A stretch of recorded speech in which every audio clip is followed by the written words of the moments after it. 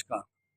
आज मैं विजय भूषण आईपीएस दास्तान का 80वां एपिसोड आपके समक्ष प्रस्तुत कर रहा हूं और मुझे अत्यंत हर्ष हो रहा है। और जिस प्रकार से आप मेरे चैनल को लाइक कर रहे हैं, सब्सक्राइब कर रहे हैं, मैं समझता हूं कि यही प्यार, यही मोहब्बत आपकी हमेशा बनी रहेगी। विगत एक सवा माह से मैं सरकारी कार्य में अत्यंत व्यस्त था। कारणवश मैं एपिसोड लोड नहीं कर पा रहा था और अब थोड़ा सा काम हल्का हुआ है। उसके बाद फिर व्यस्तता का दौर है, तो मैंने समय निकालते हुए सोचा आपसे थोड़ा सा आपका समय जो अमूल्य है वो ले लूँ। ये एपिसोड मैं एक इंजीनियर की जो किडनैपिंग हुई थी, जनपद लखनऊ की बात है। पीडब्ल्यूडी का वो इंजीनियर था और उसकी किडनैपिंग हुई थी। समय वह था जब मैं एसटीएफ में कार्यरत था। एक शाम इन्फॉर्मेशन आई और इन्फॉर्मेशन आने के बाद मैं, मेरी टीम, जिसमें एक डीएसपी थे, 2 सब इंस्पेक्टर थे, 2 कांस्टेबल थे, 4 कमांडोज थे, हम लोग एक्टिव हुए। और कभी भी जो है किडनैपी है उसके घर पे नहीं जाना चाहिए, ये एक उसूल है। उसके परिवारजनों से हमने कहीं बाहर मिलने का वादा किया। किडनैपिंग के 4 घंटे बाद ही कॉल आ गई। जैसे ही कॉल आई वैसे ही मैंने उनसे कहा कि अब आप जो है बहुत हतोत्साहित मत होइए।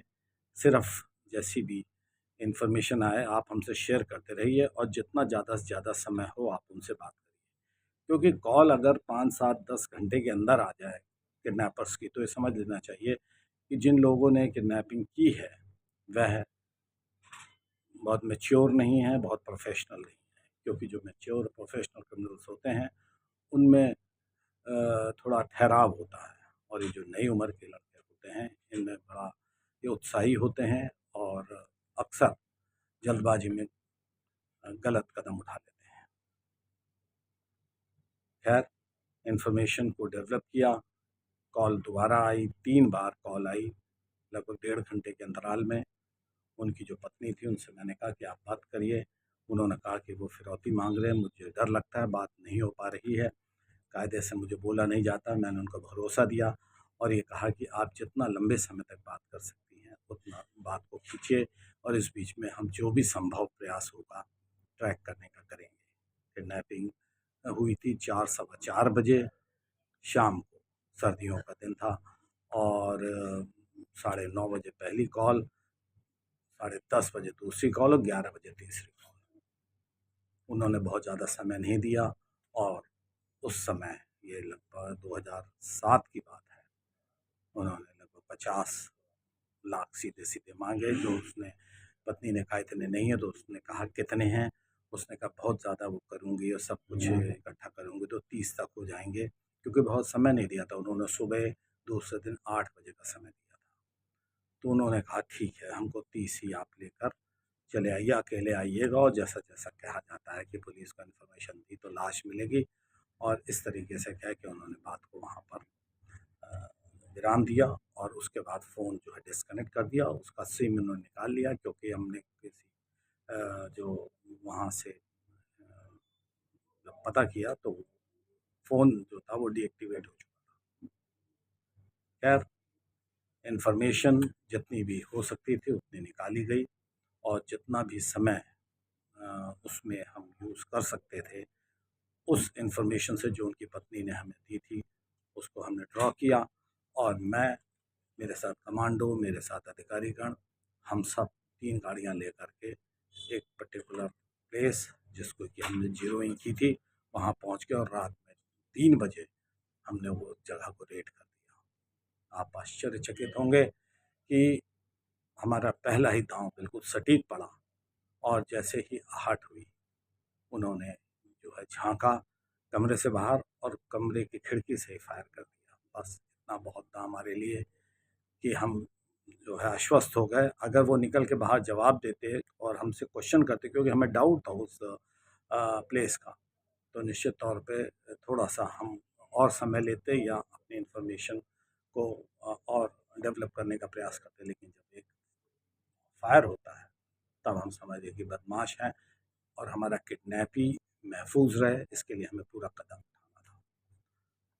पूरी तरीके से सतर्कता बरतते हुए मैं, मेरे साथ डीएसपी शाहब रशीद खान और 2 कमांडो, एक सब इंस्पेक्टर अजय त्रिपाठी, हम लोग जो हम वहाँ पर जिस तरफ से खिड़की थी उसके पीछे से जो एक देखा तो दरवाज़ा था, दरवाज़ा एक लात मारते ही जो है टूट गया।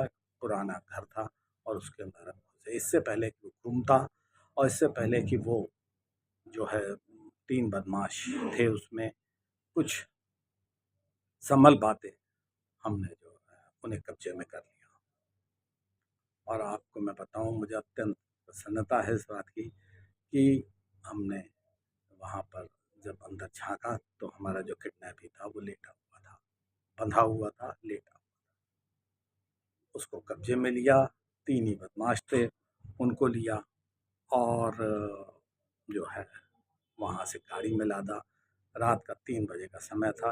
उनको लेकर मैं सीधा ही जो है अपने हेडक्वार्टर्स आया एसटीएफ के, और उसके बाद सीधे थाने में इंदिराज गया। उनकी पत्नी जो थी वो तब तक थाने में बैठी हुई थी, एफआईआर लिखी जा चुकी थी, लेकिन वो थाने से जा नहीं रही थी, बहुत डरी हुई थी। मोबाइल उनके पास था और जब मैं पहुंचा उन्होंने पूछा, भाई सब क्या हुआ? मैंने कहा, बहन जी जो हमने रिकवरी कर ली है। उन्हें प्रथम दृष्टया विश्वास नहीं हुआ और जैसे ही मैंने उनको गाड़ी से उतारा इंजीनियर साहब को, तो वो उनको देख के आश्चर्यचकित रह गई। 200 बदमाशों को हमने जो है जेल भेजा, क्योंकि बदमाश बहुत ही नई उम्र के लड़के थे, नई उम्र के लड़के थे। और वो मेरे को ऐसा बाद में, खैर इंटरोगेशन तो हुआ ही और बाद में भी वही निकल के आया जो मैंने पहले प्रिज्यूम किया था कि उनका पहला अपराध था। जेल गए वो, एफटीसी में केस कराया, ठोक के गवाही दी और उनको सजा कराई।